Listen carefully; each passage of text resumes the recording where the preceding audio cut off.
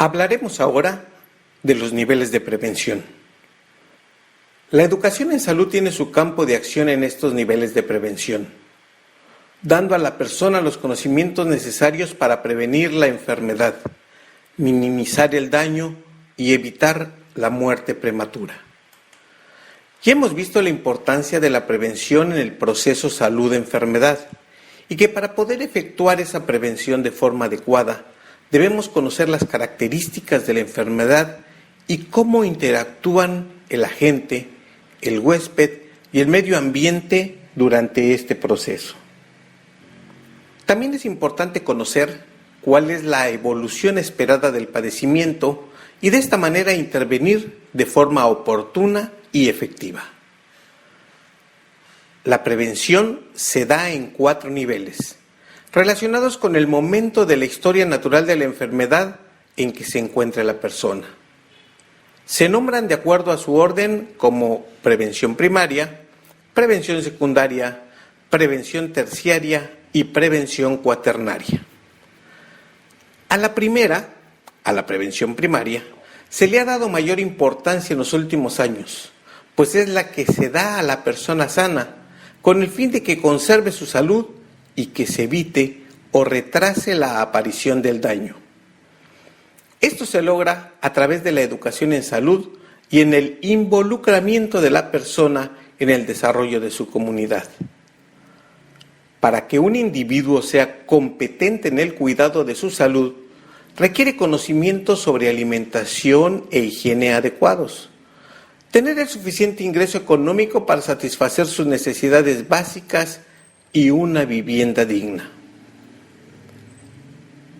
Es importante también que se involucre, junto con sus vecinos y sus autoridades políticas, en actividades en beneficio de la comunidad y el mantenimiento de su ecosistema.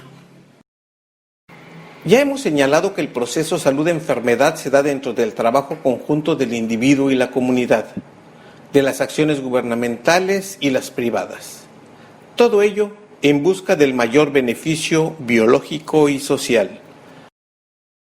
Educar en salud, por ello, lleva la necesidad de no solo dar información a la persona sobre su cuidado personal y el de su familia, sino educarla en el uso de los servicios con que cuenta en su comunidad, servicios médicos curativos y preventivos, programas gubernamentales o de organizaciones de la sociedad civil sobre saneamiento ambiental, sobre recogida de basura, construcción de letrinas, etc.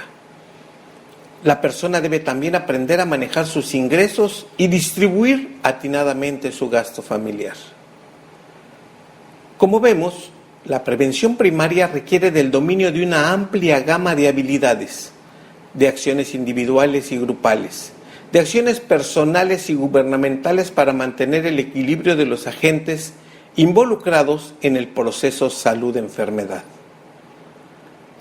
Cuando se ha iniciado el proceso patológico, en el periodo patogénico de la historia natural de la enfermedad, entran en acción las medidas de prevención secundaria encaminadas a ayudar al individuo en su pronta recuperación del estado de salud, a minimizar el daño ocasionado por la enfermedad y a evitar que dicha enfermedad se propague en la comunidad.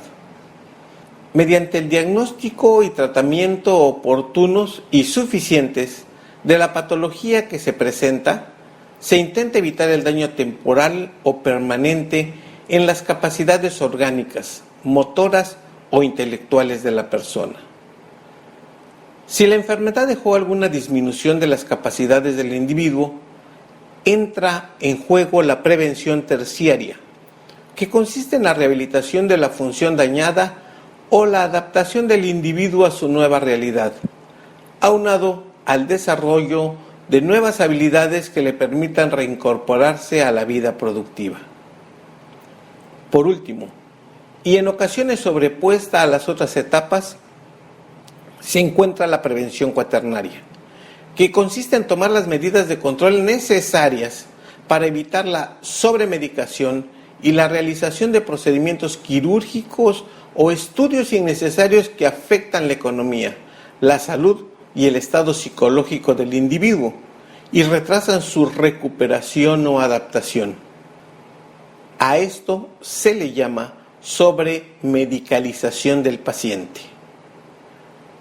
Esto se da en gran medida en la medicina privada, donde, en ocasiones, por dejar satisfecho al cliente o a los dueños de la clínica, se realizan cirugías, análisis, radiografías, etcétera, que no son indispensables y en ocasiones ni necesarios, o peor aún, son dañinos para el paciente. En la medicina pública se da con más frecuencia la sobremedicación del paciente, que ha superado su patología y continúa recibiendo un tratamiento innecesario que lo daña por la falta de revaloración de su estado de salud y el cual continúa recibiendo por años el mismo tratamiento. Para poder comprender la importancia de los niveles de prevención y su momento de aplicación, observemos el siguiente cuadro. En la parte superior tenemos la visión del estado de salud del paciente por el médico, quien determina la ausencia o presencia de la enfermedad de acuerdo a su experiencia y conocimientos. Del lado izquierdo, observamos que el paciente también tiene su propia valoración en cuanto a si se encuentra o no enfermo. Ambas percepciones, la del médico y la del paciente, determinan el nivel de prevención a realizar. Entre paréntesis se señala primeramente la visión del paciente y a continuación la visión del médico. Así, cuando tanto el médico como el paciente están en la percepción de ausencia de enfermedad, es el momento de la prevención primaria.